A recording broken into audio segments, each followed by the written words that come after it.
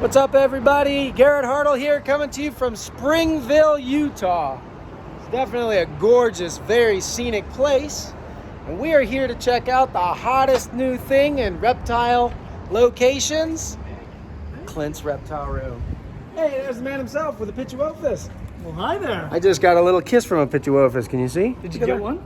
I did afterwards. Good on ya. Yeah, didn't get it on video. You get it on this one, I'll be really impressed. Yeah? That one's too nice, huh? Wow, this place is sick. Look at this. Dude, if I wasn't already married, I'd want to get married here.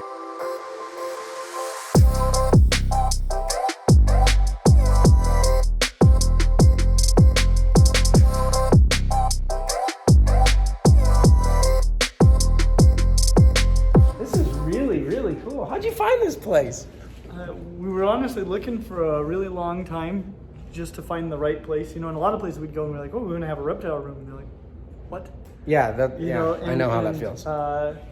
This guy actually knew Jason, and The owner. the owner knew Jason and was his landlord for a long time, and so he knew about all of his snakes, all the pits over there.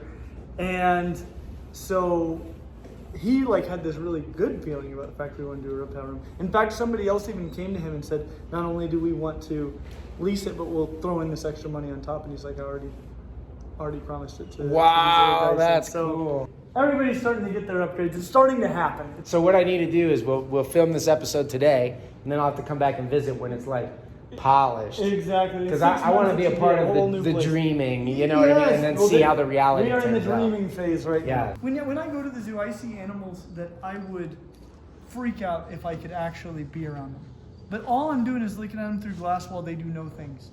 And it's not even really as good as watching them on TV.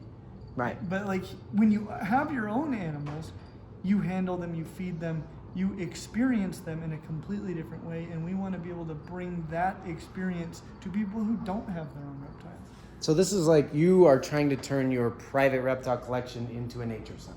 That's correct. Yeah. So it's community hangout. And I want them to feel in my reptile room like I feel in my reptile room. Home. Yeah. Home. So, little by little it's getting there. The enclosures we have here, these are not the enclosures we're going to be using at all. These are not even enclosures I was using. They were enclosures that were out in my garage. And COVID came and it really delayed us in building the actual enclosures, but we're now finally starting to build on those. And so, in 6 months, I'm going to be a lot prouder of what this is. But I'm excited, the bones are right. Do you want to show off your new Super Dwarf? I do want to show off my new Super Dwarf. Have you ever had a 5 out of 5 reptile? 4.8 out of 5, I think. Is Cool. the We're highest. gunning for the highest. 5 out of 5. Perfect You got to score. One of the categories is availability. Oh man, I gotta But- make more. But I got to tell you, Availability is you can only call Garrett. I am sold Yeah. on this being one of the most incredible pet snakes you can get. It's 90% of the joy of the mainland retics, and that is assuming that having a giant snake is part of your joy. For me, it's more of a con than it is a pro. So for me, this is more than 100% of the joy of a mainland retic, and yet it is totally a reasonable pet. You get that experience with the retic brain. You know what's really fun is, I don't know, maybe you can think of one. I can't think of any other reptile species, because you have the pure Super Dwarfs or the very small bloodlines. This girl's coming up on 2 years old. Most reptiles are bred in 2 dimensions, right? You do color and pattern, and these ones are size, where it's not just Super Dwarfs are this size. It's that you can order a snake of any size, because you have, the smallest Super Dwarfs are very small. They're there with some of the robust colubrids, and then they go all the way up to largest snake on the planet. For me, the most perfect snakes as far as size, in my opinion, are the common boas.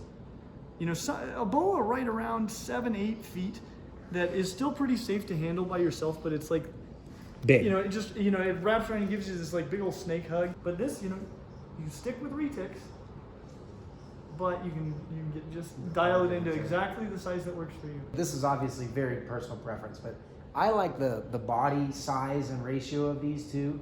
These things, because they're really long and lean, Yeah. they curl up and they're like tiny in the cage, and they're very convenient. Yes. You know, and then when you take it out, you're like, it just keeps coming out, and it Yeah. keeps coming out, and it keeps coming out. Hey, let's 5 kids all stretch out and hold it shoulder to shoulder, and it works. It's amazing. You know, snakes generally can do that, but yeah, this is a very long, lean snake, and that's why retics are the longest snakes in the world, but they're nowhere close to the heaviest. Right. Is just for that reason. Yeah. I'm so excited about this snake. The talk we had was about parthenogenesis, and this is a animal that is from a parthenogenic clutch. She's a 50% Calatoa. So she's got the, you know, every set of genes she has are homozygous, and it does some funny things. She's a cute girl. You know, at 1.5 years old, I think, you know, she's thriving. She's doing well. She doesn't seem to have any kind of health issues. With the parthenogenic animals, it's just a straight normal, right? And I keep a lot of them. I like them. I love the normal retics. Oh yeah, well, they're one of the prettiest snakes on the planet, just on their own. Absolutely, I've always like it's honestly like now there are some retic morphs that are just obscenely beautiful. Right. But it is one of those where it's like, but is it a last prettier step. than the wild type? Yeah. And you gotta wonder. And just generally speaking, if I'm only gonna have one of something, I want it to be the wild. The wild type, yeah. And so I didn't know what she was gonna be when you said you were sending her. Yeah. You Oh know, really? I wasn't. I wasn't gonna complain. Apparently, I do that a lot, huh, Brian? What do you do? Just send people snakes and don't tell them very much about them. Oh yeah, I never heard that before. I knew what size it was gonna be. Yeah. And that's all I really cared about. Like, it wasn't like the pattern was going to make a difference to me. Sure. Size would, pattern didn't.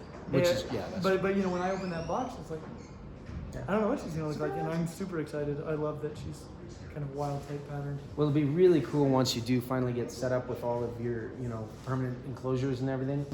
There's something about a highly visual snake. Yeah. You know, we're holding the false water cobra over there, and it's sort of the same way that I don't know if they really are smarter, but No. because they're visual, I think we can get into their headspace so much easier. Yeah, because we're so visual. And it's like I understand the way you're perceiving the world. Yes, they're You perceive relatable. the world They're like I do. relatable. That's exactly right. You know, Yeah.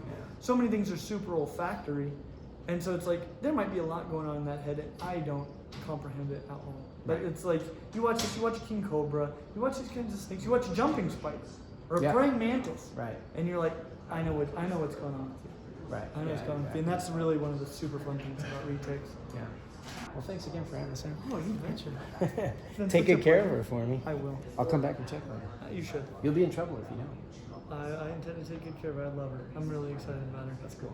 All right, well, go check out Clint, and you guys can follow along on his journey as this place builds up. All right, thanks again, man. Yeah, thank you. Good luck with everything.